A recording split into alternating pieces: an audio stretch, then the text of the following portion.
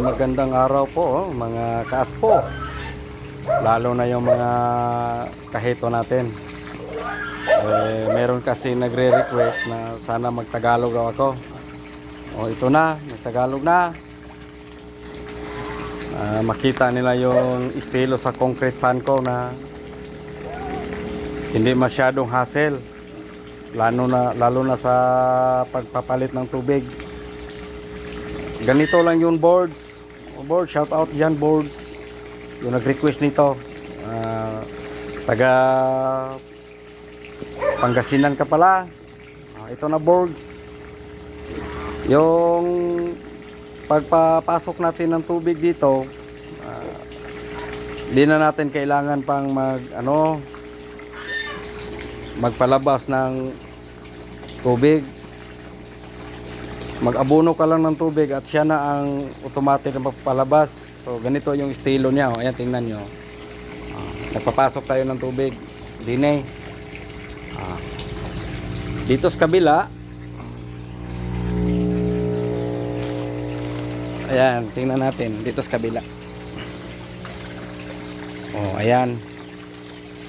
Ayan, automatic siyang naglalabas. Yung mga pundo na maruming tubig dyan sa ilalim, ito ang design niya.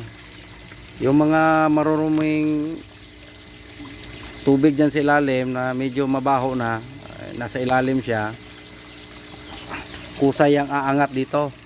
Ayan. Pag ultimatum kang mag-harvest, tanggalin mo lang ito.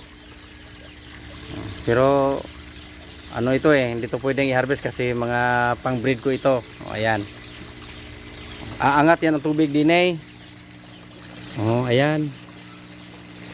Bawat lalabas na tubig din ay yun, marurumi na. Kaya hindi yan mabaho. Ayan. Boards, kita mo na, boards, yung estilo ko. Alam mo kung sino ang mentor ko nito? Si Abuelo. Shout out nga pala, Abuelo. Ito na yung design ko. Ayan.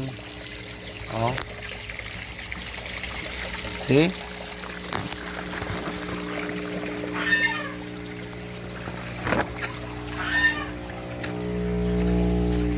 Kaya makita natin ulit dito. Ayan. Dito tayo nagpapasok ng tubig. Galing deep well yan. Tingnan nyo mga alaga ko. Ayan. Mga malulusog yan, boards. Dito ako kumukuha ng magpapalahi. Ayan. Salamat, boards. Sa request mo, ito na.